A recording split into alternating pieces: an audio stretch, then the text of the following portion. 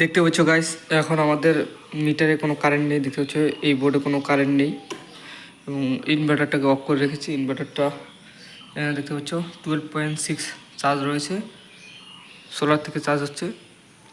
তো এই সুইচটা হচ্ছে টিউবলাইটে, তোমাদেরকে বলেছি। তো ইনভার্টারটা অন করে দিচ্ছি। দেখতে পাচ্ছ ইনভার্টারটা অন করে দেওয়াতে এখানে লাইন চলে আসলো।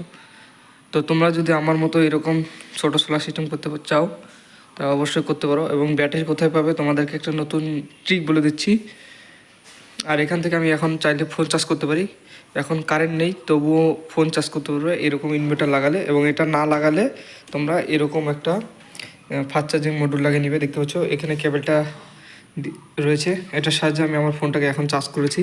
তো সকাল থেকে কারেন্ট নেই, বৃষ্টি হয়েছে, তো এই কেবলটার সাহায্যে আমি চার্জ করছি। তোমরা যদি এরকম ইনভার্টার না নিতে চাও, এইরকম ফাস্ট চার্জার মডিউল একটা নিয়ে নিবে এবং ব্যাটারিতে ডাইরেক্ট কানেকশন করে দিবে।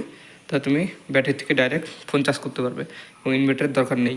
আর তোমরা ইনভার্টার ছাড়াও এরকম ডিসি সিস্টেমে এরকম এলইডিগুলো জ্বালাতে পারবে। এটা এরকম সিস্টেম করে নেবে, ডিসি সব এলইডি জ্বলবে এবং এরকম ডিসি ফ্যান চলবে। তো তোমরা ব্যাটারি কোথায় পাবে তোমাদেরকে একটা নতুন জিনিস বলে দিচ্ছি। দেখতে পাচ্ছ এটা হচ্ছে সেই স্প্রে পাম্প। এটার ভিতরে এই ব্যাটারিগুলো ছিল।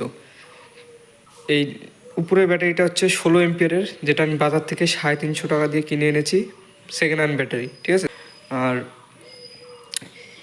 এই ব্যাটারিটা এই স্প্রে পাম্প মেশিনটার ভিতরে ছিল। এটা আমাদের মেশিন, ঠিক আছে।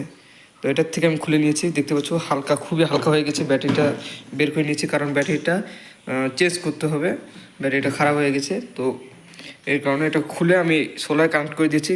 শুধু এখন সিজন নেই, এই স্প্রে মেশিনটার কাজ নেই, যার কারণে ব্যাটারিটা বসে থাকবে, তাই আমি এটাকে সোলারে এখানে লাগিয়ে দিয়েছি।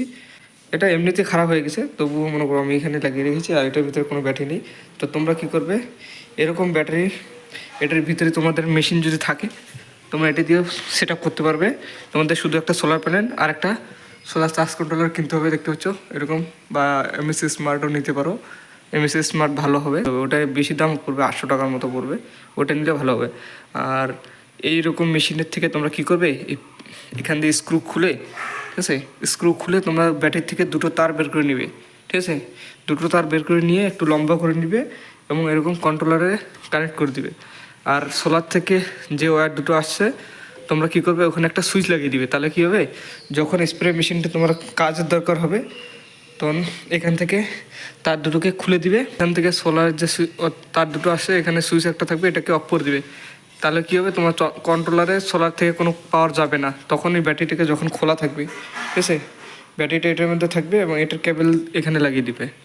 তাহলে কী হবে, ট্যাঙ্কিটার ব্যাটারিটার সাহায্যে এই কন্ট্রোলারটা চলবে এবং লাইট সব জ্বালাতে পারবে। তোমাদের এই ব্যাটারি দিয়ে হয়ে যাবে, ঠিক আছে। আর তোমরা যখন ট্যাঙ্কিটা নিয়ে কোনো কাজে যাবে, ঠিক আছে, এরকম স্প্রে মেশিনটা নিয়ে কাজে যাবে, তখন কী করবে, এখানে প্রথমে আগে সোলারের কেবলের যে সুইচটা থাকবে, এখানে লাগাবে সুইচ একটা, এটা বন্ধ করে দিবে। তারপরে এই ব্যাটারি কেবলের তার দুটো খুলে দিবে, খুলে নিয়ে এই ট্যাঙ্কিটা নিয়ে তোমরা কাজে যেতে পারো, ঠিক আছে। তো এটা দিয়ে তোমাদের হয়ে যাবে। তোমাদের এক্সট্রা করে আর ব্যাটারি কিনতে হবে না, শুধু একটা সোলার প্যানেল আর একটা এরকম কন্ট্রোলার কিনে নেবে। তো এই ব্যাটারি দিয়ে চলবে। এরকম স্প্রে মেশিনের ব্যাটারি তোমরা ইউজ করতে পারো, তোমাদের ঘরে অবশ্যই আছে, বা বাইকের ব্যাটারি রয়েছে, বাইকের ব্যাটারিও লাগাতে পারো, তোমাদের সুবিধা হবে। এরকম যদি ট্যাঙ্কি থাকে স্প্রে মেশিন, তো তোমরা এটার ব্যাটারিকে ইউজ করতে পারো।